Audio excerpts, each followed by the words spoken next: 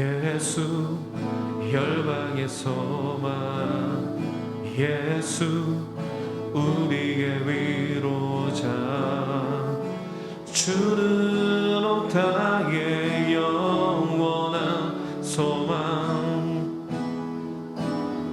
예수 어둠 속의 빛, 예수 변함없는 진리, 주는 온 땅의 빛이 되시네. 우리를 위해 죽으시고 다시 사신 생명의 주, 주님만이 소망이요 변함없는 반석이라. 주님만이 온 세상을 비추시네. 또 죽음에서 부활하신 우리 구주 평강의 왕, 주를 믿는 모든 자의 소망 되신 주를 믿네.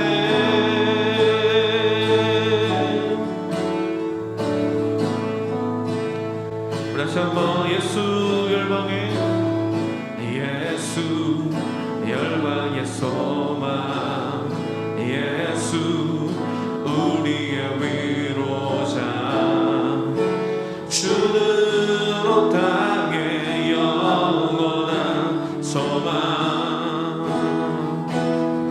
예수 어둠 속의 빛, 예수 변함없는 진리, 주는 온 땅의 빛이 되시네. 우리를 위해 죽으시고 다시 사신 생명의 주, 주님만이 소망이요 변함없는 반석이라. 주님만이 온 세상을 비추시네. 또 죽음에서 부활하신 우리 구주 평강의 왕, 주를 믿는 모든 자의 소망 되신 주를 믿네.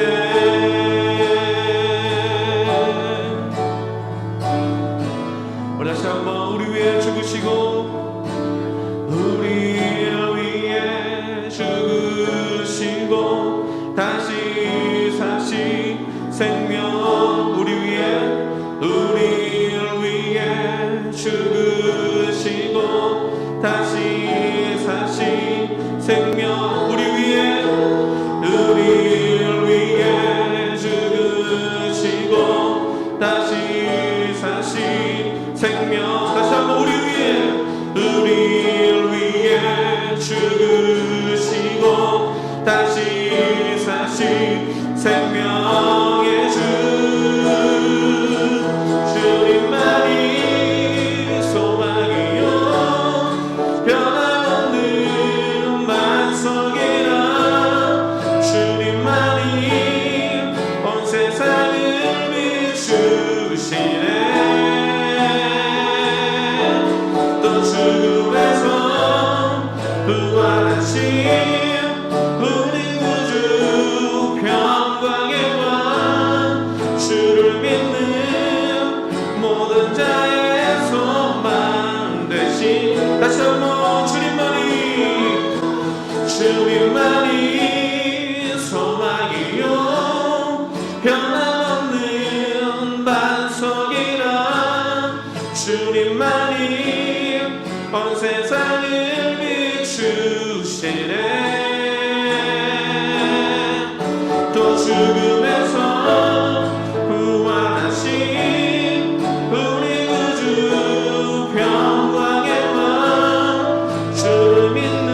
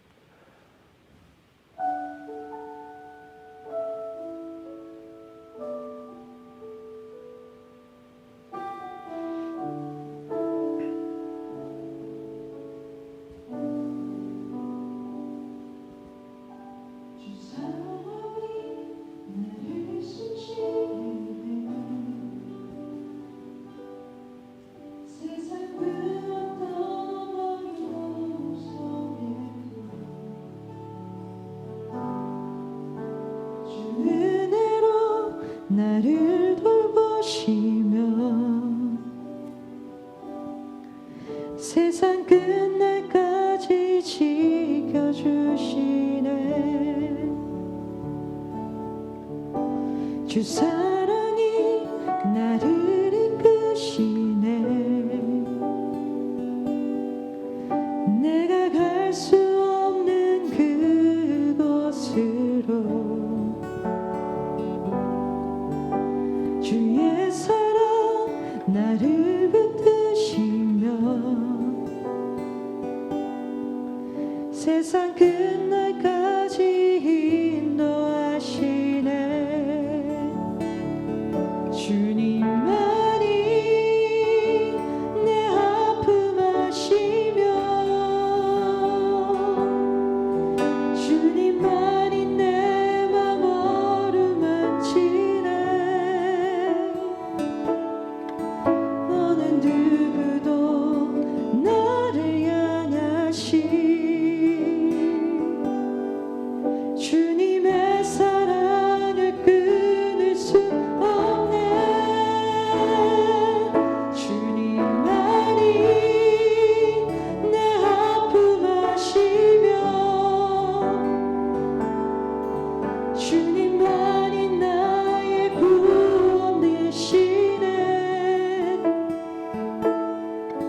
어느 누구도 나를 향하시 주님의 사랑을 끊을 수 없네.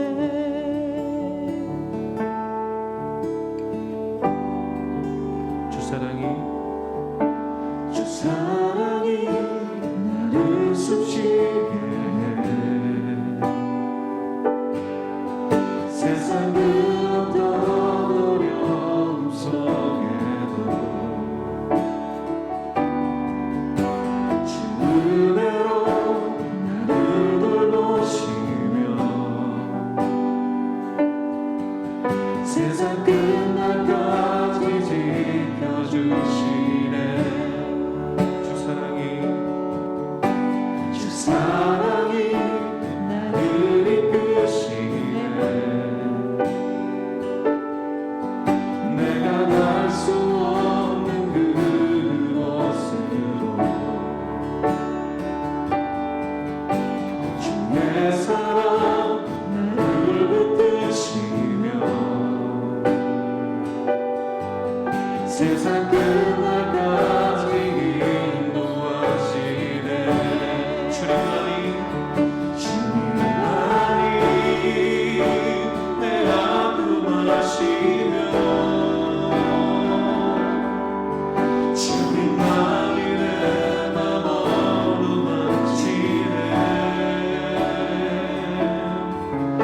어느 누구도 나를 향하시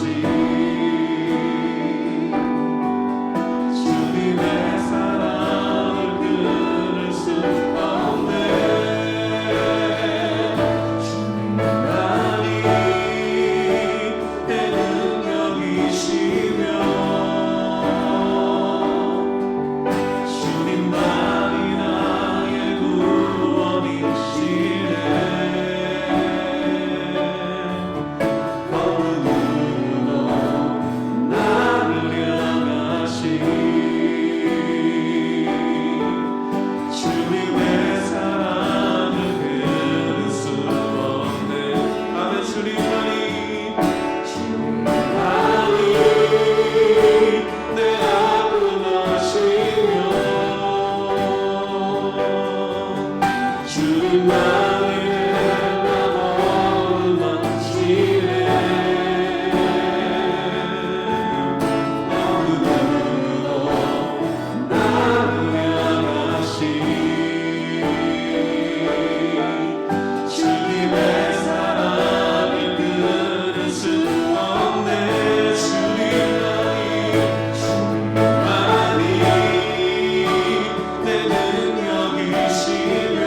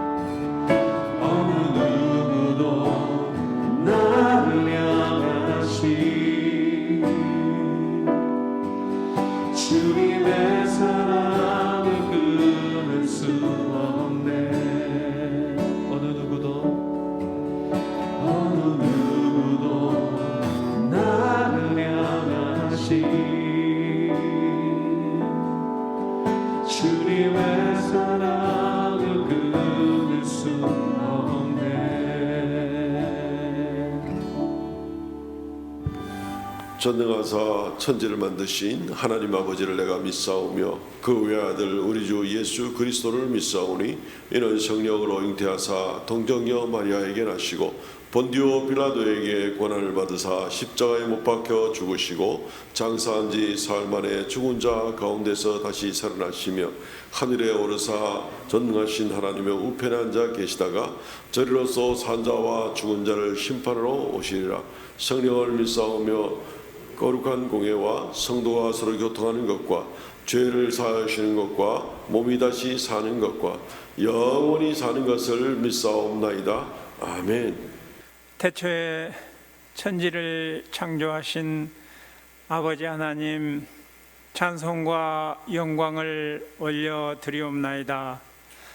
아버지 하나님, 저희들 비대면 예배로 각자의 예배 처소에 불러주시고 친히 아버지 보좌에 강림하셔서 사랑하는 교우들이 드리는 그 정성과 마음과 온 힘을 다해 드리는 예배를 받아주심을 감사함을 드립니다. 아버지 하나님, 예수님 우리 죄를 위하여 피 흘려 주신 것 감사드립니다. 성령 하나님께서 저희로 예수님이 믿어지게 하시고 날마다 예수님을 더 깊이 묵상할 수 있도록 예수님을 생각나게 하신 것 너무나 감사드립니다. 이 시간 삼위 하나님을 예배하오니 찬송과 영광과 존귀와 권능을 세세무궁토록 받아 주시옵소서. 아버지 하나님, 이 시간 깊이 회개하옵기는 날씨가 추운 관계로 또 코로나로 인하여 저희들 미디어에 많은 시간을 보내고 있지는 않은지요.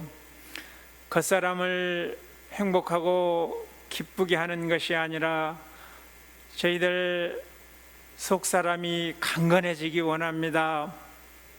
영의 주인이신 성령님을 더 의지하여 말씀과 묵상의 자리로 더 깊이 나아가기 원합니다. 아버지 하나님, 눈 내린 빙판길 오르막길을 차로 달리다가 중간에 멈추어 서는 것은 미끄러지는 것이요 퇴보하는 것이오니 아버지 하나님, 이 어둡고 괴로운 코로나의 오르막길에서 우리의 신앙이 퇴보하지 않도록 우리를 붙잡아 주시옵소서. 아버지 하나님, 우리 리더들을 중심으로 모든 가족들이 이럴 때일수록 선행을 더 격려하며 위로하며 힘을 북돋아 주어서 코로나 이후에 모든 가족들이 배가 되는 역사가 일어나게 하여 주시옵소서. 아버지 하나님, 사랑하는 우리 어르신들 기도의 아버지 어머니로 날마다 하늘의 능력을 이끌어내며 또 교회의 아버지 어머니로 교회를 충성되이 여겨 평생을 봉사하셨으며 또 나라의 아버지 어머니로 이 나라 이 민족을 세계 10대 강국 안으로 이끌었습니다. 아버지 하나님, 이제 자녀손들의 멸류관으로 아브라함과 사라처럼 열국의 아버지 어머니가 되도록 아버지 하나님 굳게 붙잡아 주옵소서. 특별히 우리 다음 세대들 아브라함 같은 믿음으로, 이삭 같은 순종으로 야곱같이 일하면서 날마다 요셉같이 꿈꾸는 우리 자녀들이 다 되게 하여 주시옵소서. 아버지 하나님, 단위에 세우신 담임 목사님 장중에 굳게 붙드시고 성령의 영감을 갑절이나 더하여 주시사 설교와 지도력에 기름 부어 주시옵소서. 오늘 선포되는 말씀을 통하여 우리 모든 성도님들 새날 새 하루가 날마다 성령으로 시작하며 기도로 시작하며 말씀으로 시작할 수 있도록 능력을 더하여 주시옵고, 이 아버지 하나님, 오늘 듣는 말씀을 통하여 또 한 주간 동안 귀신 사탄 마귀로부터 승리하는 사람들이 다 되게 하여 주시옵소서. 아버지 하나님, 혼성 중창단 찬양 올려드립니다. 우리 모든 성도님들 또 찬양대원들 각자의 처소에서 두 손 들며 함께 이렇게 찬양을 올려드릴 때 그 자리가 예수님의 이름이 제한 없이 높여지며 하나님의 영광이 구름처럼 임재하는 놀라운 장소들이 다 되게 하여 주시옵소서. 예수님의 이름으로 기도드리옵나이다. 아멘. 하나님 말씀 봉독하겠습니다. 출애굽기 1장 1절로 14절 말씀까지입니다. 구약성경 출애굽기 1장 1절로 14절 말씀 봉독하겠습니다. 야곱과 함께 각각 자기 가족을 데리고 애굽에 이른 이스라엘 아들들의 이름은 이러하니 르우벤과 시므온과 레위와 유다와 이사갈과 스불론과 베냐민과 단과 납달리와 갓과 아셀이요, 야곱의 허리에서 나온 사람이 모두 70이요 요셉은 애굽에 있었더라. 요셉과 그의 모든 형제와 그 시대의 사람은 다 죽었고 이스라엘 자손은 생육하고 불어나 번성하고 매우 강하여 온 땅에 가득하게 되었더라. 요셉을 알지 못하는 새 왕이 일어나 애굽을 다스리더니 그가 그 백성에게 이르되 이 백성 이스라엘 자손이 우리보다 많고 강하도다. 자, 우리가 그들에게 대하여 지혜롭게 하자. 두렵건대 그들이 더 많게 되면 전쟁이 일어날 때에 우리 대적과 합하여 우리와 싸우고 이 땅에서 나갈까 하노라 하고 감독들을 그들 위에 세우고 그들에게 무거운 짐을 지워 괴롭게 하여 그들에게 바로를 위하여 국고성 비동과 람셋을 건축하게 하니라. 그러나 학대를 받을수록 더욱 번성하여 퍼져나가니 애굽 사람이 이스라엘 자손으로 말미암아 근심하여 이스라엘 자손에게 일을 엄하게 시켜 어려운 노동으로 그들의 생활을 괴롭게 하니 곧 흙 이기기와 벽돌 굽기와 농사의 여러 가지 일이라. 그 시키는 일이 모두 엄하였더라. 아멘. 오늘 이 말씀 중심으로 하나님의 나라는 더 번창하리라 는 제목으로 말씀을 전하겠습니다. 에어컨 바람 좀 줄여주시죠. 네.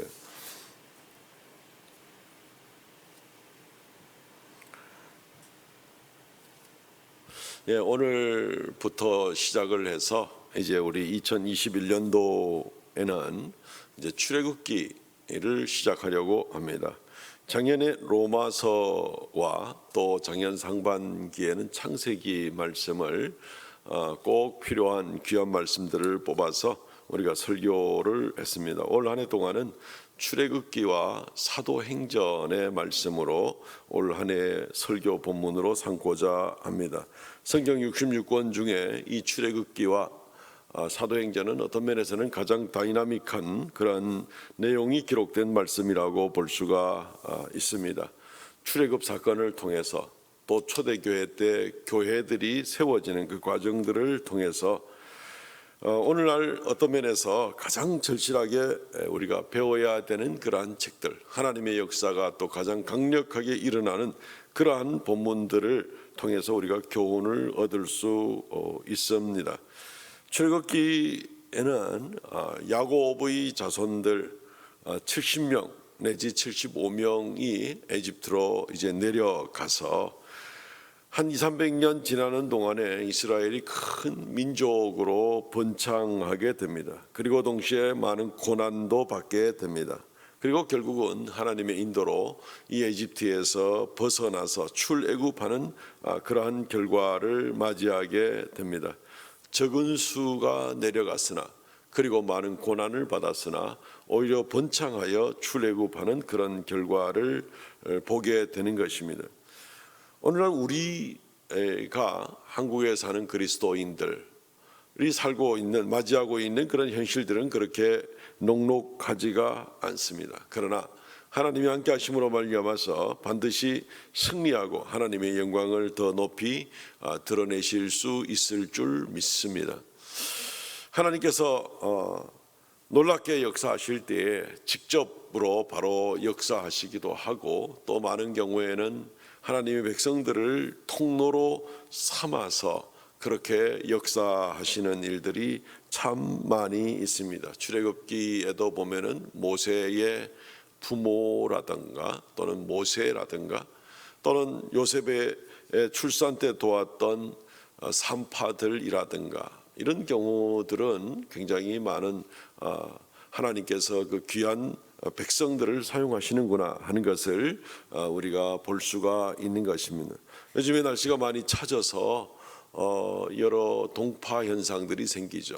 우리 교회도 여러 파이프들이 좀 이렇게 얼고 이래서 어제도 우리 교회 관리부 중심으로 해서 많은 분들이 나와서 수고하시고 또 보수하시고 하는 그런 일들을 우리가 보게 됩니다. 파이프가 막히면 뭐 물이 나올 수가 없죠. 그야 지극히 당연한 그런 일이 되겠죠. 하나님의 놀라운 역사가 우리를 통해서 나타나기를 원하는데, 우리가 꽉 막힌 사람, 하나님의 은혜의 통로가 될 준비가 안 돼 있다면 우리는 하나님의 놀라운 능력의 역사를 오히려 방해하는 그런 모습이 될 것도 같습니다. 어찌됐든 오늘 이 말씀을 통하여서 우리가 하나님 앞에 귀한 도구가 되고, 또 하나님의 놀라운 은혜의 역사로 말미암아서 우리가 난국도 잘 이겨내는 놀라운 역사가 일어나기를 주의 이름으로 축원드립니다. 말씀을 한 두 가지 정도로만 생각하려고 합니다. 첫 번째는 이 세상의 두려움과 우리의 반응에 관한 그런 문제입니다. 오늘 본문 말씀 먼저 5절부터 7절 말씀까지, 출애굽기 1장 5절로 7절을 보면 이렇게 되어 있습니다. 이미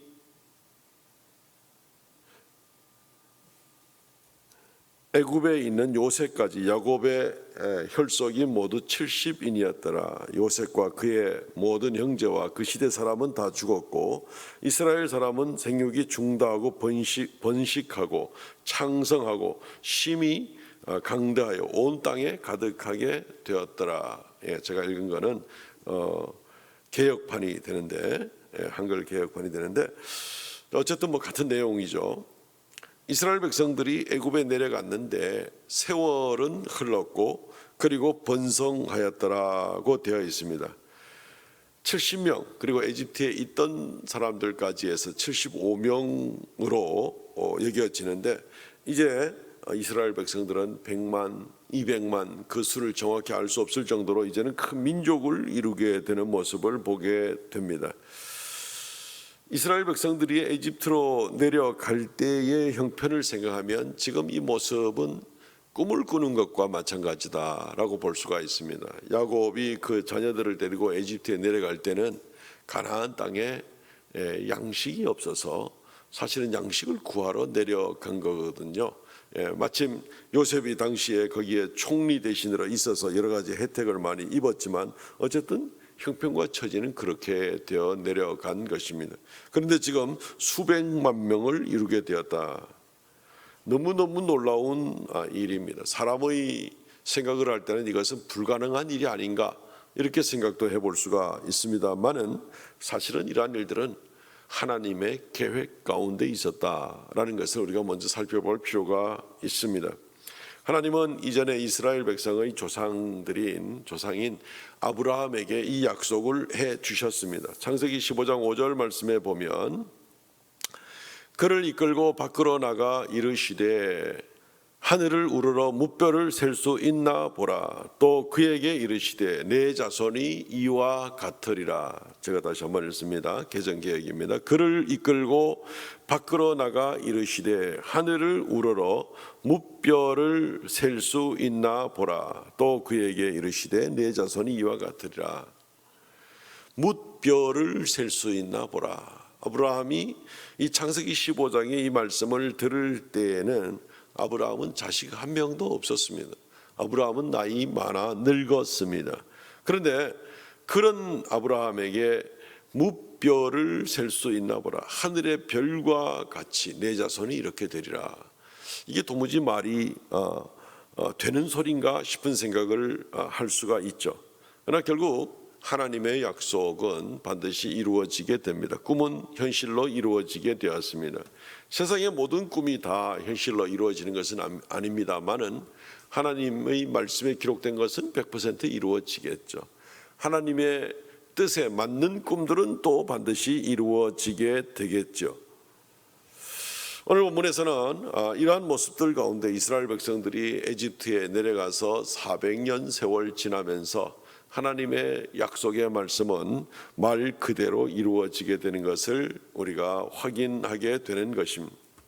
그러므로 우리는 이 말씀들을 생각하면서 우리 성도들이 먼저 꿈을 가지는 것, 하나님에 관한 꿈을 가지는 것, 하나님 말씀에 대한 꿈을 갖는 것이 굉장히 중요합니다. 요즘에 우리나라 사람들의 제일 큰 꿈, 제일 큰 소망은 아마 백신을 좀 빨리 맞는 거, 이거 아마 우리가 제일 큰 소망인지는 모르겠습니다. 맞게 되겠죠. 예, 결국 맞게 되겠죠. 지금 세계에서 제일 빨리 백신을 맞고 있는 나라는 이스라엘입니다. 1월 3일 날짜로 벌써 100만 명이 맞았습니다. 인구 대비 9%가 넘는 이제 그러한 사람들이 맞게 되고, 그리고 3월 말까지는 16세 이상의 전 국민이 이 백신 접종을 완료한다고 합니다. 우리나라는 지금 뉴스 보도에 의하면 아마 그 시간쯤 되면 이제 백신 접종이 시작될 것 같습니다. 그리고 나서 아마 가을쯤에는 전 국민이 완료할 거다. 국민 수가 많으니까 그럴 수도 있지만 어쨌든 좀 시작이 늦은 것은 사실인 것 같습니다. 일부 또는 정부의 생각은 접종 시기보다 전 국민의 집단 면역이 생기는 것이 더 중요하다, 이렇게 이야기들을 하고 있지만 집단 면역이 생기는 것도 빨리 맞기 시작을 해야 집단 면역도 빨리 생기지 않겠나 싶은데, 어쨌든 여러 가지로 지금 불신의 시대에 대통령이 2천만 명분의 백신을 추가로 계약을 했다, 화이자와 계약을 했다 해도 지금 잘 못 믿고 있는 분위기입니다. 그래서 국회에서 서류 내놔라 그러고 또 비밀 서류이기 때문에 못 보여준다 그러고 이런 모습들이 여러 가지로 우리 국민들로서는 좀 의아한 생각이 들게 만드는 그런 부분입니다. 어쨌든 올해 우리 온 국민들이 건강이 위협받지 않고 온전하게 이 위기를 잘 벗어나는 것이 우리의 꿈이다, 이런 생각이 듭니다. 소망이다, 이런 생각을 우리는 하게 됩니다. 이스라엘의 건국의 아버지라고 불리는 사람이 있습니다. 세오도르 헤르첼이라는 그런 사람인데, 유럽에서 이 사람은 언론인으로 일을 하고 있었습니다. 1860년에 태어나서 1904년에 사망했습니다. 45세가 채 되지 못해서 인생을 마감하게 되었습니다마는 이스라엘의 시온주의 운동을 일으키는 가장 핵심적인 이스라엘의 아버지다라고 이렇게 별명이 붙어 있습니다. 이분이 1894년도에 파리의 특파원으로 갔을 때, 그때 파리에서는 유대인 장교인 드레피스라는 분의 일로 시끄러웠습니다. 사람들은 잘못된 언론, 잘못된 판단들 때문에 무조건 유대인들을 죽여라 라고 이렇게 파리 사람들은 외치고 있었습니다. 이 모습을 보고 나서 이 헤르첼은 크게 충격을 받고 그 다음 해에 1896년에 유대 국가라는 책을 냅니다. 그렇게 해서 본격적인 시온주의 운동을 펼치고 여러 가지로 인생 가운데 개인적으로는 어려움을 참 많이 겪었습니다. 아내나 또 자녀들이 다 일찍 세상을 떠나고 또 여러 가지 가난까지 겪으면서 어려움을 겪었습니다. 그러나 결국 그것이 결실을 맺기 시작하면서 1897년도 스위스 바젤에서 시온주의 세계대회가 열리면서 팔레스틴의 국제법으로 보장되는 유대인 조국을 건설한다라는 성명서를, 이 선언을 외치고, 그리고 나서 그때로부터 이스라엘 사람들은, 유대인들은 본격적인 출애굽 작업이 이루어집니다. 유럽에서부터 이스라엘 팔레스틴으로 거주지를 옮겨서 삶의 터전을 만드는 일들을 본격적으로 시작을 하고, 그리고 나서 이스라엘의 많은 사람들이 모이게 되어서는 1948년 5월 4일 국가를 선포하게 됩니다.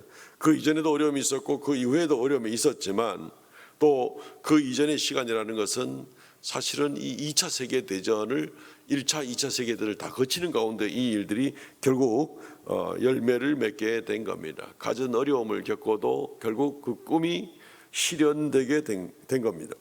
헤르츠의 유명한 말 중에 한마디는 이렇습니다. 히브리 말로 임티르츠 에인조 아가다라는 말입니다. 여러분들이 원하신다면, 만일 여러분들이 원하신다면 그것은 더 이상 전설은 아닙니다. 이런 뜻입니다. 마음속에 선한 그 꿈을 가지고 있을 때 반드시 이루어지게 된다는 것입니다. 그리고 실제로 그것은 이루어내게 된 그런 역사적 사실을 우리가 지금 확인하고 있는 것입니다. 오늘날 이스라엘은 굉장히 강력한 국가를 이루게 되었죠. 이런 모습을 보면서 우리가 하나님 앞에 우리가 선한 뜻을 가지고 하나님 말씀에 합당한 그런 뜻, 그런 꿈을 가지고 나가게 되면 하나님께서는 얼마나 강력하게 역사하셔서 이것을 반드시 성취시켜 주실까 하는 것을 우리가 확신할 수가 있는 것입니다. 하나님이 기뻐하시는 예배, 이 예배를 좀 더 하나님 앞에 열심으로 영과 진리를 다하여서 그렇게 예배하는 그러한 중심, 이것을 가지고 우리가 바라는 마음일 때 얼마나 하나님께서 역사하시겠는가. 출애굽을 넉넉히 이루어내신 하나님, 아니 온 천지 만물을 창조하시고 모든 피조물로 영광 받으시기를 원하신 하나님, 우리가 그 뜻에 부응하여 하나님께 나가려고 할 때에 하나님께서 얼마나 놀랍게 확실하게 역사하시겠느냐 하는 것입니다. 어려움은 있었습니다. 이집트에도 요셉을 알지 못하는 새 왕이 일어났다라고 하고 있습니다. 오늘 출애굽기 1장 8절 말씀에 요셉을 알지 못하는 새 왕이 일어나 애굽을 다스리더니, 요셉을 알지 못하는 새 왕이라는 것은 에집트에 새로운 왕조가 섰음을 말합니다. 요셉이 이집트에서 활동하던 시기는 기원전 18세기, 17세기쯤으로 이렇게 여겨집니다. 이때 이집트에 어떤 일이 있었는가 하면은 이집트의 제15, 16, 17왕조가 일어났습니다. 이 왕조는 우리나라에 마치 신라 시대, 고려 시대, 조선 시대와 같이 이렇게 왕조가 바뀌는 것을 말합니다. 근데 이 이집트의 15에서 17 왕조까지가 이어질 때에 통치한 왕조가 소위 말하는 힉소스 왕조다. 힉소스 왕조다. 이 힉소스가 어느 나라 언어인지 잘 모르겠습니다만 아마 이집트 언어겠죠. 이방의 수장이라는 그런 뜻을 가지고 있습니다. 이방의 수장. 이집트 북쪽에 또는 해양 민족이나 또는 이 팔레스티나 또는 이제 시리아나 저 북쪽에 있는 민족들이, 유랑 민족이 에집트로 내려오면서 에집트의 여러 권력이 약해지게 될 때에 에집트 사람들로 내려오던 그 왕조를 무너뜨리고 소위 이 힉소스 왕조를 구성하게 됩니다. 이들은 굉장히 포용책을 쓸 수밖에 없겠죠. 이방의 왕조니까 말이죠. 그러는 와중에 요셉도 그때의 총리로 발탁이 되게 되고, 그리고 가족들을 위해서도 많은 일들을 하게 되고 이집트 국가를 위해서도 많은 헌신을 하게 됩니다. 그런데 이 왕조가 이제 16세기 들어서면서 굉장히 약해지게 됩니다. 그리고 수백 년 동안 눌려있던 이집트 사람들이 다시 일어나서 약해져 있던 17왕조를 무너뜨리고 제18왕조를 일으키게 됩니다. 이게 1550년 그 이후 시대가 되는 것이죠. 복잡한 사람들의 이름은 별 의미는 없습니다만은 어쨌든 그때에 아모시스 또는 아흐모세라는 이런 사람들이 일어나서 18왕조를 일으킵니다. 이들은 이제 이집트 본토인들인데 지난 한 200년간의 세월을 이렇게 돌아보게 되니까 이방 민족에게 이 통치권이 넘어가 가지고 이제 큰일 난 것이죠. 그래서 다시는 이런 일들을 우리가 당해서는 안 되겠다. 요셉 이후에 벌써 한 200년 이상 지나간 200~300년 세월이 지나간 다음이기 때문에 더 이상 이들이 요셉을 기억할 일도 없고 힉소스 왕조 때에 충성을 한 모든 사람들은 다 적으로 여길 수밖에 없는 그런 입장에 있겠죠. 그래서 이들은 가만히 이제 정권을 잡은 다음에 나라를 돌아보니 이 유대인들이 이게 큰일인 겁니다. 숫자가 어마어마하게 수백만 명이나 되는 것을 보게 됩니다. 이들을 압제하지 않으면 큰 문제가 생길 것 같은 위협을 당연히 갖게 되는 겁니다. 자기 나라 역사를 둘러봐도 그런 겁니다. 오늘 출애굽기 1장 9절로 11절 말씀에 보면 이들은 두려워하면서 유대인들을 압박하기를 원합니다.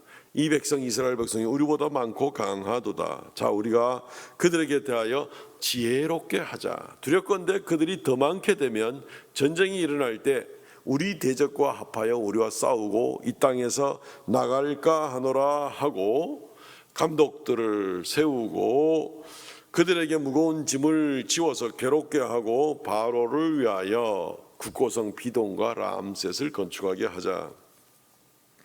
과거로부터 배웠기 때문에 앞으로 단단히 준비해야 되겠다는 것입니다. 그리고 그 근본적인 배경은 이들이 두려운 겁니다. 10절에 명백히 나와 있죠. 자, 우리가 그들에게 대하여 지혜롭게 하자. 두렵건대 그들이 더 많아지게 되면 또 전쟁이 일어나면 적군에게 붙어가지고 우리의 이 왕조가 또 위험해지지 않겠는가, 이런 생각을 지금 가지게 되는 것입니다. 오늘날 우리는 이 세상에 살고 있으면서 여러 가지 어려운 일을 만나게 됩니다. 한국의 기독교가 상당히 번창하게 되었는데도 이상하게 힘도 없는 것 같고 어려움도 겪는 것 같은 그런 모습을 보게 됩니다. 여러 가지 편파적으로 방역이 이루어지고 있는 일인데도 불구하고 또 그것 때문에 우리의 자존심이 지금 많이 상하여 있는 그런 입장에 있는데도 굉장히 기독교는 뭔가 약한 그룹 같은 그런 생각이 듭니다. 상세한 이야기는 아마 할 필요가 없을 것 같습니다. 며칠 전에 우리 교단의 그 부산의 세계로 교회 앞에서 마당에서 일단의 그 기자회견이 열리게 되었습니다. 도무지 편파적인 이런 방역과 교회 압박에 대한 부분들을 항의하는 이제 그러한 모임이었습니다. 세계로 교회는 그 교회 자체가 벌써 6번인가 뭐 여러 번 벌써 고소를 당하고 뭐 행정 명령을 받고 하는 이제 이런 단계에서 정말 큰 교회지만 어려움을 지금 많이 겪고 있는 모습이었습니다. 그날 모인 사람들은 한 80명, 그래서 모인 사람들이 한 50명이고 그리고 이 울타리처럼 바깥쪽으로 기자들이 한 30명 해서 한 80명 정도가 모이게 되었습니다. 유튜브에서 실시간으로 손 목사님의 영상이 나가게 되고 많은 목사님들이 거기서 연사가 돼서 여러 가지 말들에 또 이렇게 거들고 또 편파적인 일들을 가지고 이야기를 하게 되었습니다. 근데 이제 그 다음에 바로 그 다음 날 어떤 일이 있었는가 하면은 그쯤에 그 지역쯤 있었던 사람들 모든 사람들에게 문자가 다 갔습니다. 세계로 교회 앞에 있던 모임에 참석한 사람들은 전부 다 바이러스 진단 받으십시오라는 문자를 다 받게 된 겁니다. 어떻게 보면은 굉장히 어떻게 알고 굉장히 좋은 서비스를 해주는구나 싶은 생각을 하지만 이게 8.15 집회하고 비슷한 그런 형국이 됩니다. 그 옆에 지나만 가는 그런 사람들한테도 전부 다 문자가 온 이제 그런 일이 있었던 것이지요. 세계로 교회 앞에 있었던 사람들 중에 확진자는 없었습니다. 아니 정확하게 말하면 확진자가 있었다는 어떤 증거도 없었습니다. 그런데 거기에 참여한 사람은 전부 다 바이러스 검사 받더라, 검체 검사 받으라, 이렇게 이제 문자가 왔다는 것입니다. 어제 아침에 우리 대구시에 있는 모든 분들에게 또 문자가 하나 이제 왔을 겁니다. 휴타이 마사지를 1월 중에 방문하신 분은 외출을 자제하시고 보건소 선별진료소에 예약하고 검사 받으시기 바랍니다. 이 문자를 아마 다 받으셨을 것입니다. 내외 뉴스통신에 보게 되니까 시에 따르면 해당 마사지 샵은 확진자 노출 시설로 소독 예정이다. 이 차이를 지금 아시겠습니까? 이 검사를 받으라고 이렇게 예약을 하고 선별진료소를 가라고 문자를 보낼 때에는 그 모임에서 확진자가 나왔을 때에 거기를 뭐 지나갔든지 거기에 참여했든지 하는 사람들에게 보내는 것이 이것이 정상적인 문자가 됩니다. 만약에 어떤 뭐 확진자가 있었다는 아무 증거도 없으면 이런 문자를 보내면 안 되는 거죠. 이 문자 이런 식으로 해서 보내려면 매일같이 전 국민 5천만 국민한테 매일 문자를 보내야 됩니다. 전 국민은 오늘도 선별 진료소 가시고 내일도 선별 진료소 가시고 확진자를 접촉했다는 아무런 증거도 없이 무조건 문자를 띄운다면 그렇게 해야 그것이 맞는 말이 되겠죠. 확진자 유무가 분명히 없는데도 불구하고 검사를 강권시키는 이런 모습은 어울리지 않는 겁니다. 그러면 특별히 시청에 수많은 민원실에 들어오는 사람들 중에 무증상자도 많으니까 누가 확진자인지도 모르니까 시청에 매일매일 들르는 사람은 무조건 다 검사를 받아야 될 겁니다. 백화점에 갔다 오는 사람 누군지 모르잖아요. 다. 그중에 어떤 무증상자가 있는지도 모르잖아요. 그러니까 백화점 가는 사람 전부 다, 쇼핑몰 가는 사람 전부 다, 대한민국 국민 전부 다 압니다. 기차 타는 사람 전부 다. 그런 사람들에게 매일같이 문자를 보내가지고 이 검사를 받으라고 해야 될 겁니다. 근데 그렇게 하지 않습니다. 그런데 세계로 교회 그 모임에 참석한 사람들은 마치 확진자 접촉자인 것처럼 사람들에게 많은 오해를 갖게 만드는 겁니다. 교회가 교회 이름으로 모이는 모임은 무조건 확진자 접촉자와 같은 이러한 어떤 이 매치가 연결되는 것 같이, 이런 덕식이 연결되는 것 같은 이런 인식이 굉장히 위험한 그런 발상이라는 것입니다. 혹시 이 정부가 지금 기독교를 두려워하는 것은 아닌가? 견제하는 세력으로 생각하는 것은 아닌가? 혹시 정권의 위협을 느끼는 것은 아닌가? 혹시 불의와 불공평을 행하는 데 대해서 기독교가 소리 지를까 봐, 또는 여러 가지 비리에 대해서 소리를 지를까 봐 그래서 부끄러움을 당할까 걱정하는 것은 아닌가?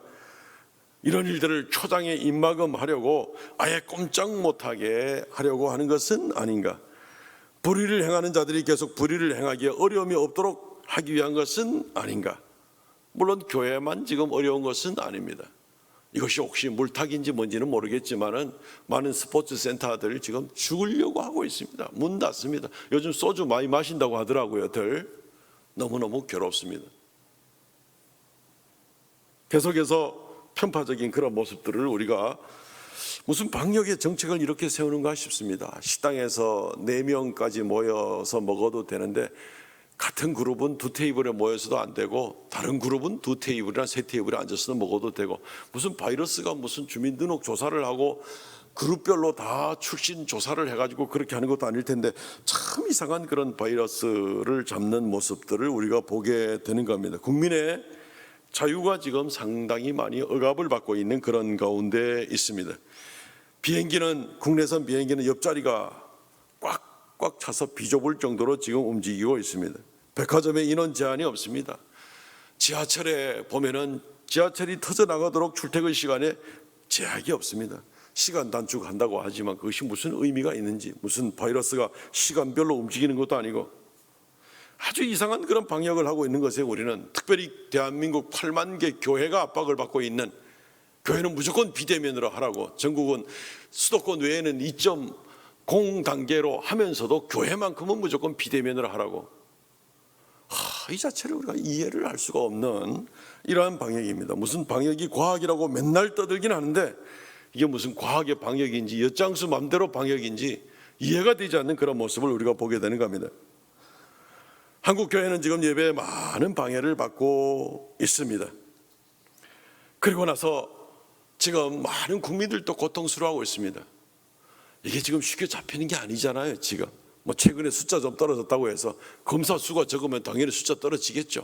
세계에 자랑할 이 K 방역이 이게 명예가 위신이 좀 추락할까 싶어서 그런지 몰라도 요즘 많이 잡힌 것 같다고, 정점은 잡힌 것 같다고, 이것마저도 지금 못 믿을 지금 그런 세상 가운데 우리가 지금 살고 있는 것입니다. 숫자 적게 하면 당연히 확진자 숫자가 적게 나오겠죠. 이런 메시지를 통하여서 저는 공연히 음모론 같은 걸 주장하고 싶지 않습니다. 정치에 관심도 별로 없습니다. 교회가 압박을 받는 부분에 대해서는 상당히 관심이 많습니다. 그러나 오늘 이 말씀을 한번 우리가 묵상해서 보게 될 때 왜 교회를 특별히 이렇게 편파적으로 얘기하는가? 절간에서는 모든 모임들이 다 정상으로 진행되고 있는데 왜 그런가? 교회를 두려워하는 것은 아닌가 하는 그런 생각을 해보게 됩니다. 우리 성도들이 이런 모습들을 보게 되면은 성도들이 용기를 가져야 되는 것입니다.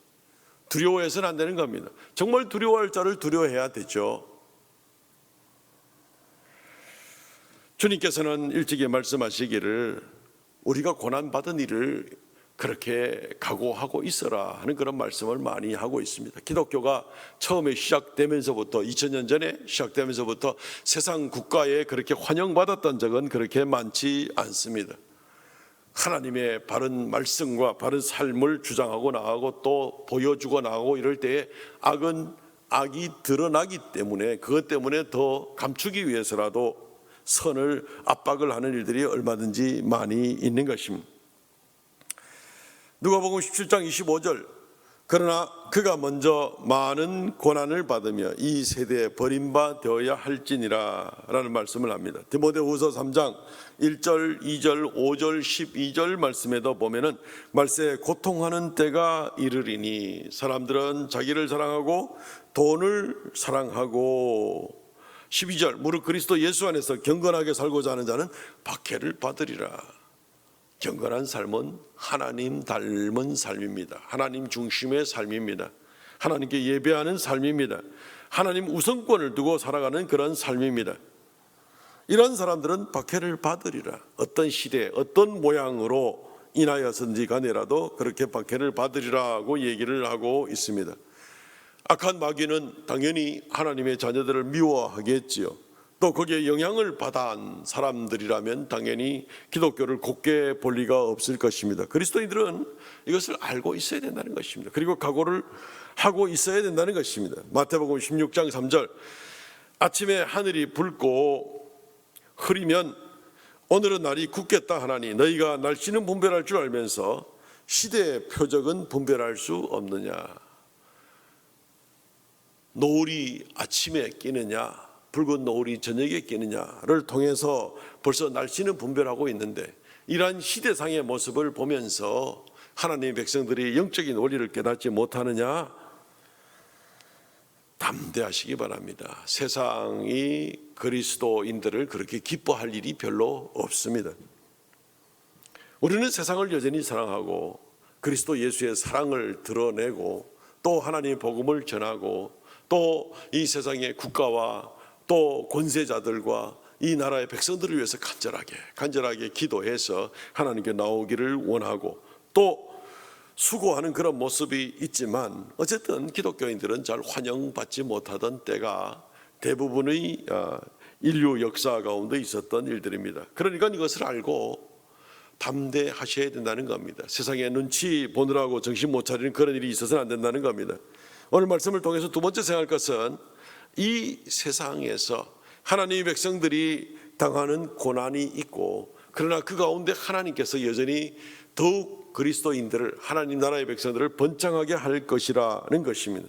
오늘 10절과 11절 말씀을 다시 한번 보겠습니다.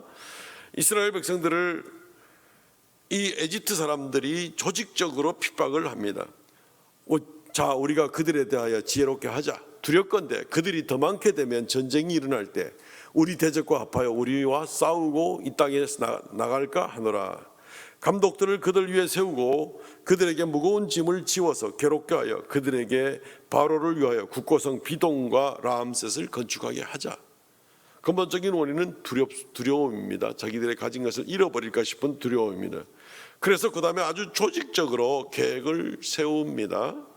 그래서 감독들을 세우고 무거운 짐을 지우고 괴롭게 하고 그리고 이것을 역이용을 해서 이집트 국가의 유익이 되도록 바로를 위하여 비동과 라암셋을 건축하게 하자. 이건 뭐 보통 전략이 아닌 이제 그런 모습을 보게 됩니다. 이 이집트의 통수권자들이 바보가 아니죠. 자기들의 권세가 달린 일입니다. 다시는 외국의 힉소스 왕조 같은 그런 사람들에게 이 나라를 내줘서는 안 되겠다고 생각을 하고 있는 겁니다. 그래서 그들은 무슨 일이 일어날지도 미리 예상도 할 줄 알고 또 그렇기 때문에 이 일에 대해서 철저한 계획을 세워서 나가는 그런 모습을 보게 되는 겁니다. 그래서 이 이스라엘 백성들, 가장 위협이 되는 이 이스라엘 백성들에게 압박을 가해서 그래서 그들이 도저히 더 이상 견딜 수 없어서 이제는 바로인 것만 쳐다보고 먹고 사는 것 외에는 어떤 것도 생각하지 않는 그러한 백성으로 만들어놔야 이네들이 딴 생각을 전혀 하지 않을 거라고 이렇게 생각을 합니다. 강제 부역을 시키는 겁니다. 그래도 이스라엘 백성들이 지금 번성하고 있습니다. 오늘 본문에도 보면은 7절에도 있고 그 이후에 여러 번 나오게 됩니다. 그리고 점점 번성하게 되니까 그 다음에 2단계, 3단계 작전을 씁니다. 그래서 2단계로는 히브리인의 출산을 돕고 있는 그 담당자인 산파들을 불러다가 특별히 십브라와 부아라는 이 산파, 아마 이 유대인들 산파들 조합의 대표자들인 것 같습니다. 이 두 사람을 불러서 아들이 태어나면 죽이고 그리고 딸이 태어나면 살려라 라고 이렇게 해서 이제 앞으로 한 세대 두 세대 지나가면은 이 유대인들의 그룹은 완전히 멸종시킬 수 있겠다는 그런 생각을 가지고 나가게 됩니다. 그런데 그것이 또 제대로 되지 않습니다. 그러니까 그 다음에 3단계 작전으로 나갑니다. 3단계 작전은 유대인들에게 그냥 직접적으로 압박을 해서 아들이 태어나면 직접 너희 손으로 강물에 갖다 버리라, 딸이 태어나면 살려주라, 그렇지 않으면 다 죽인다, 뭐 이런 식으로 해서 3단계 작전으로 점점 더 세게 나가는 이제 이런 모습들을 보게 되는 것입니다. 두렵죠. 그러니까 여기 길들여져 가는 것이 어떤 면에서는 제일 낫습니다. 한두 세대 후에 유대인 민족이 완전히 멸종된다 하더라도 지금 당장은 그냥 눈치 보고 따라가 주는 것이 제일 안전하다고 생각할 수 있습니다. 여기에 반기를 들고 일어나는 것은 애굽의 이집트의 그런 국가에 대한 반기이기 때문에 굉장히 두려운 것입니다. 아주 적은 소수의 사람들만, 마음의 걱정 의심은 다 하고 있지만 소수의 사람들만 용기를 가지는 겁니다. 그래서 여기서 십브라와 부하 같은 사람은 이 바로 임금의 명령이 있어도 그렇게 하지 않습니다. 그렇게 해서 유대인 남자아이들도 살립니다. 그래가지고 나중에 바로 임금 앞에는 둘러댑니다. 아, 유대인 여자들은 좀 세서 우리가 소식 듣고 달려가면 벌써 애를 낳아 버렸습니다. 애를 놓을 때 죽이라 그랬지 놓은 애를 가지고 우리가 어떡하겠습니까? 이렇게 이제 변명을 하고 있는 것을 보게 되는 것입니다. 일부의 아주 용기 있는 그러한 산파들이었습니다. 그리고 유대인 3단계로 들어가게 됐을 때 유대인들이 알아서 자기 자녀들 물에 빠뜨려 죽이라고 그럴 때에도 그냥 순응하는 게 제일 속편하죠. 마음은 찢어질 듯이 괴롭다 하더라도 용기를 못 냅니다. 그때 이 모세가 태어난 겁니다. 모세의 부모인 아므람과 요게벳 같은 사람도 당시에는 드문 사람이었습니다. 용기를 내서 하나님의 뜻을 바라보면서 자기 아들 모세를 살리는 그런 모습을 보게 되는 것입니다. 오늘날 우리 기독교에 대한 편파적인 그러한 방송, 압박, 또 심지어는 페이크 뉴스까지 동원을 해가지고 기독교회가 많이 압박을 받는 이런 모습들을 우리가 보게 됩니다. 교묘하게 교회를 압박하는 것을 정당화하거나 물타기하거나 무슨 뭐 10군데 15군데 들렀다가도 교회에 가가지고 확진자 드러나면 전부 다 교회 발로 만들어버리는 뭐 이 견딜 수 없는 이런 부담들을 가지고 대한민국의 국민들로부터 교회를 갈라치기 하는 듯이 이번 정권이 특별히 갈라치기를 여러 가지로 하는 모습들을 좀 보게 되는데 이런 모습들을 보면서 우리가 많이 불편함을 겪고 있습니다. 마음이 참 많이 아픕니다. 그런데도 참 웃기는 모습들이 두 가지가 있습니다. 그것은 교회 내부적인 그러한 웃기는 모습들인데 무엇인가 하면은 미신적인 신앙을 가지고 방역을 제대로 하지 않는다든가 또는 그냥 아예 그냥 기가 죽어가지고 말도 제대로 하지 못하고 슬슬 내 밥그릇만 안 건들면 내가 먹고 살기만 하면 되니까 하면서 그냥 무조건 다 그냥 길들여져 가는 그런 모습들을 보면서 굉장히 우리는 안타깝고 이래가지고 한국 교회가 미래가 있겠나 싶은 생각을 가지게 됩니다. 또 한 가지 정말 두렵게 만드는 것은 뭐냐면은 그리스도인들이 사회에 빛을 제대로 발하지 못하는 그런 모습이 얼마든지 있는 겁니다. 이러한 지경에서도 최근에 정인이라는 어린 아이 16개월 된 아이의 죽음을 보면서 온 대한민국 사회가 지금 들끓고 있는데 그 부모가 기독교인이라는 거죠. 그 부모가 기독교 학교, 대학교에서 나온 그런 사람이라는 거죠. 그 부모의 양가 부모들은 전부 다 목사들이라는 거죠. 그런데 아파트 분양권 따자고 입양을 마음에도 없으면서 입양을 해가지고 결국은 아이를 이렇게 학대를 해가지고 죽음으로 내몬 이 사람들이 기독교인이라고 하고, 또 한편에서는 또 그 친척되는 사람들은 이거는 기독교에 대한 핍박이다. 그 문제 가지고 기독교를 핍박하는 게 아니죠. 이런 말도 안 되는 이제 이런 그 그리스도인들 중에 아주 일부이겠지만, 이런 그리스도인들, 그리스도인도 아니라고 생각이 듭니다만, 이런 사람들이 결국 한국 기독교 전체를 싸구려로 만들어버리고 우습게 여김을 받도록 만드는 이런 모습들 때문에 우리는 또 한숨 짓고 많은 이제 이런 모습을 보게 되는 것입니다. 정신 차려야 됩니다. 길들여지는 것도 정신 차려야 되고, 방심하여서 행동은 마음대로 하면서 그냥 소리만 지르는 것도 경계해야 되고, 우리 기독교 내부 내에서 정말 심각한 그런 문제들을 우리가 생각을 해 보아야만 하는 것입니다. 우리는 이 세상에 대해서 압박이나 뭐 여차하면 요즘 뭐 벌금 몇 천만 원에 뭐 징역 몇 년 이하에 뭐 무슨 뭐 이런 것들이, 물론 이게 죄형 법정주의라는 원칙 때문에 법을 만들 때에는 이 법을 위배할 때에는 어느 정도의 형량이 따라옵니다 하는 것을 물론 정해놓긴 해야 됩니다만은, 요즘 특별히 그것이 많이 남발되는 것 같습니다. 그리고 그런 얘기를 들으면은 그 벌금에 대한 액수나 감옥에 관한 연도나 뭐 기간 때문에 다 겁을 먹고 있습니다. 기독교인들도 그냥 따라서 길들여져 가고 있는 그런 모습들을 보게 됩니다. 순응해야죠, 국가에. 그러나 하나님께 예배하는 것이 지금 방해를 받고 있으면서, 그리스도인의 자유가 지금 압박을 받고 있으면서, 이 나라의 국민의 자유가 위협을 받고 있으면서도 순응하는 것은, 그것은 순응이 아닌 겁니다. 오히려 비겁한 모습이라고도 볼 수가 있습니다.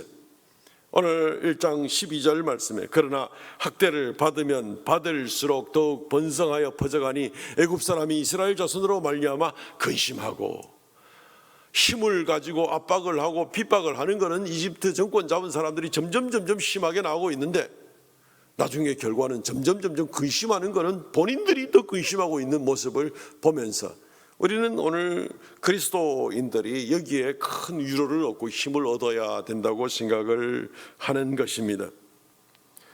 두 산파가 용기 있게 하고, 모세의 그런 부모가 나중에 용기 있는 행동을 하고, 그 외에도 일부 용기 있는 사람들이 있었겠지요. 여기 대표적인 사람들만 이 사건에 기록이 되었겠지요. 그들의 공통적인 특징은 바로가 무섭지 않다는 게 아닙니다. 정권이 무섭지 않다는 게 아닙니다. 그러나 이들의 공통적인 특징은 하나님을 더 두려워했다는 것입니다. 산파들도 하나님을 두려워해서 내 차마 그 짓은 못하겠습니다, 이래 되는 거죠. 하나님을 두려워해서 내가 예배 못 드리는 이런 일은 내가 못하겠습니다. 하나님을 더 두려워하는 이런 소수의 사람들, 용기 있는 이런 사람들, 하나님 중심으로 그래도 깨어있는 그런 사람들, 그런 사람들을 하나님께서 통로로 사용하시면서 하나님이 역사하셔서 이스라엘 백성들이 더 번창하게 나가는 그런 모습을 가지게 되는 것입니다. 출애굽기 1장 20절과 21절 말씀해 보십시오.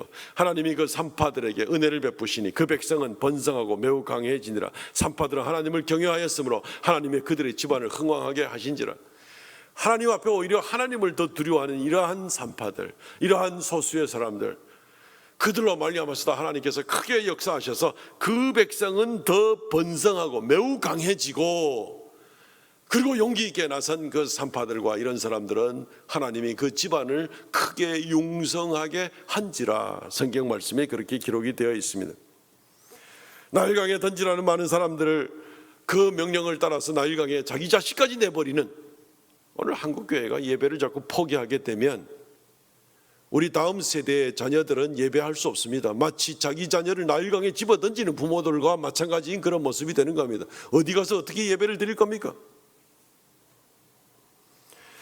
용기 있게 하나님 앞에 하나님을 더 두려워하고 나가는 그런 모습이 아니면 다음 세대는 없습니다. 다음 세대는 없습니다. 그리고 지금 세대의 모든 그리스도인들 하나님께 크게 책망을 받게 될 것입니다. 하나님의 심판을 피할 수가 없을 것입니다. 하나님이 보고 계십니다. 하나님을 두려워하는 사람들을 하나님이 도우십니다. 그리고 하나님이 유대 백성을 크게 이 압제 가운데서도 더 왕성하게 이스라엘 백성들을 번성하게 하고 강하게 하신 것처럼, 오늘날 그리스도인들이 어떤 경우에라도 우리가 방역을 하고 협력을 하고 나가지만 그러나 우리에게 더 우선권이 되는 하나님 앞에 예배의 문제에 대해서 우리가 소홀히 할 수가 없다는 것입니다. 이러한 중심으로 나가게 될 때에 하나님께서 반드시 우리를 회복시키시고 우리에게 다음 세대가 있게 만드시는 것이고 하나님이 영광을 받으시는 것이고 용기 있게 순종한 자들에게는 하나님이 크게 복을 더하여 주시는 것이고 이것이 오늘 성경 말씀이 우리에게 보여주는 그런 말씀이 아니겠습니까? 역경이 없었던 적은 없습니다. 그러나 하나님을 오직 더 두려워하는 그 백성들을 하나님이 통로로 사용하셔서 하나님의 영광을 받게 되는 그런 모습을 우리는 성경에서 배우게 되는 것입니다. 그러므로 그리스도인들이 정신 차려야 됩니다. 담대해야 됩니다. 마땅히 두려워할 자를 두려워해야 됩니다. 베드로가 말한 것처럼 우리의 육신만 멸할 수 있는 자들을 두려워하는 것이 아니라 우리의 영혼과 우리의 육신을 함께 영원토록 멸할 수 있는 그런 하나님을 두려워해야 되는 것입니다. 말씀을 맺겠습니다. 사랑하는 성도 여러분, 인생의 절대절명의 위기를 맞이할 때에 우리는 하나님을 바라보아야 됩니다. 하나님은 우리를 항상 보고 계시고 함께 하고 계십니다. 세상에 기대지 마십시오. 세상에 너무 의지하지도 말고 세상에 너무 길들여지지도 마시기를 바랍니다. 세상을 두려워하지도 말고 온 세상을 심판하시는 하나님을 두려워하시기 바랍니다. 이 세상에 살면서 여러 가지 어려움도 얼마든지 겪게 될 것입니다. 그러나 하나님을 바라보시기 바랍니다. 담대하시기 바랍니다. 하나님이 기뻐하신 일을 앞서서 우리가 감당하는 그러한 예배의 자리로 그렇게 하나님께 영광 돌리는 우리 성도들이 될 수 있기를 바랍니다. 그리하면 하나님께서 영광 받으시고 우리를 복되게 하시고 우리에게 다음 세대가 있게 하시고 하나님의 통치와 하나님의 영광이 이 땅에서부터 더 놀랍게 번창하고 한국의 기독교가 더 왕성하여 이 한국뿐 아니라 온 세계에 하나님의 뜻을 더 분명하게 이루어 드리는 그러한 한국교회가 될 줄로 믿습니다. 통성으로 같이 한번 기도하겠습니다. 이 나라와 민족을 위해서 기도합시다. 코로나 바이러스가 속히 종식될 수 있도록 위해서 기도합시다. 정부 권세자들이 참으로 지혜롭고 공평하게 공의를 이루는 자들이 되도록 해달라고 기도하십시다. 한국 기독교인들이 정신 차리고 살도록 하나님을 두려워하고 살도록 그렇게 위해서 통성을 같이 한번 기도하십시다. 이 시간 잠시 1, 2분간 기도합니다. 주 하나님, 은혜를 베풀어 주시옵소서. 불쌍히 여겨 주시옵소서. 하나님의 백성들을 이 땅에 이 시대에 살려두시고 우리를 부르셨은즉 우리가 연약하여지지 아니하고 더욱 담대하게 하나님을 바라보게 하여 주시고 그래야 하나님께 영광 돌리는 놀라운 역사가 있게 하여 주시고 아버지 하나님이여 하나님 앞에 용기 있는 소수자들이 되어서 오히려 우리가 담대하게 하나님께 영광 돌리는 놀라운 역사가 있게 하여 주시옵소서. 하나님께서 우리를 사용할 수 있기를 원합니다. 아버지 하나님, 우리가 어리석어서 하나님의 영광을 가리는 그러한 추한 자들이 되지 않게 하시고 세상에 길들여져 가는 자도 되지 않게 하시고 우리는 오직 하나님 말씀에 길들여지며 오직 하나님만을 두려워하며 하나님께 영광 돌리는 우리가 되게 하여 주옵소서. 우리의 다음 세대 자녀들을 우리 손으로 나일강에 빠뜨리는 그런 어리석은 부모들이 되지 않게 하여 주시고 아버지 하나님이여 우리가 두렵고 떨림으로 우리 세대에 감당해야 될 일들을 잘 감당하고 더욱 예배를 예배답게 교회를 교회답게 성도를 성도답게 하나님의 영광이 온전히 온 세상에 가득 차고 넘치는 그러한 세대를 이뤄나가는데 도구가 되는 우리가 되게 하여 주시기를 간절히 바랍니다. 주의 성령 충만케 하여 주시고 우리 대구 삼성교회 온 성도들을 주님께서 굳게 붙들어 주시기를 간절히 바라옵고 합니다. 역사하여 주시옵소서. 긍휼을 더하여 주시옵소서.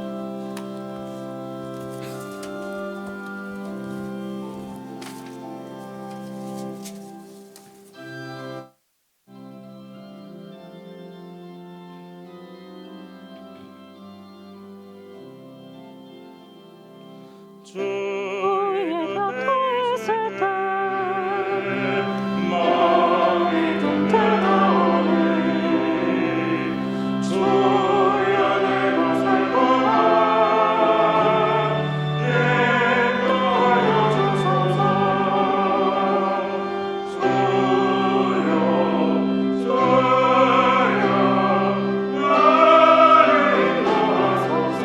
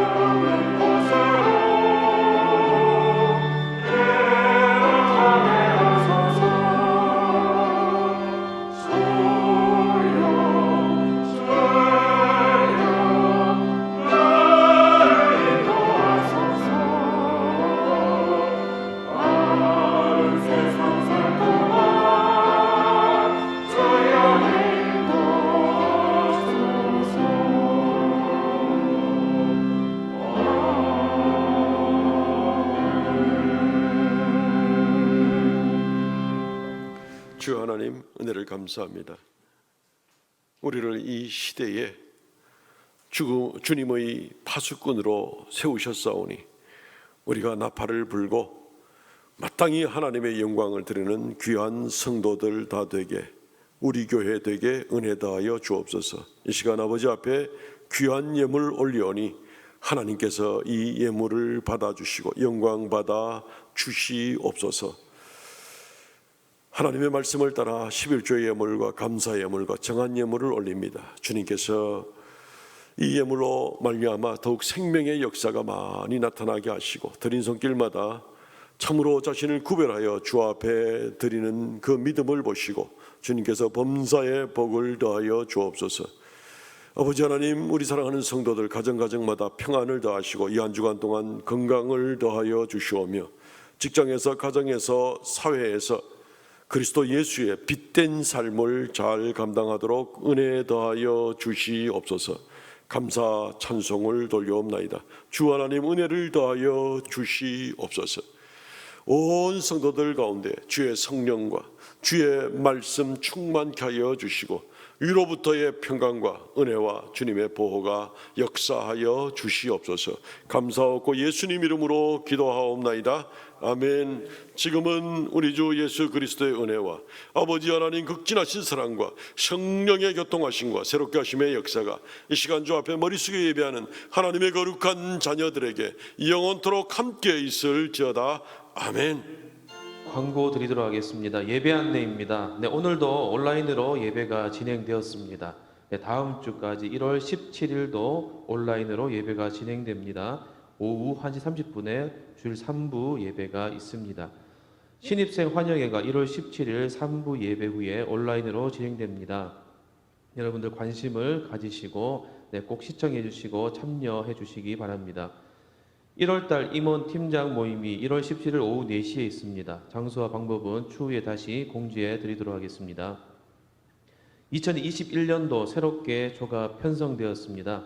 여러분들 화면을 확인해 주시면 여호수아 김원진조, 김훈희조, 또 다윗의 김동은조, 김소현조, 김지수조, 김찬주조, 조재건조, 그리고 세가족 조가 있습니다. 여러분들 화면을 확인해 주시고, 비록 비대면으로 진행이 되더라도 새롭게 편성된 조별로 온라인상에서 단톡방을 만드시고 인사를 나누어 주시기 바랍니다.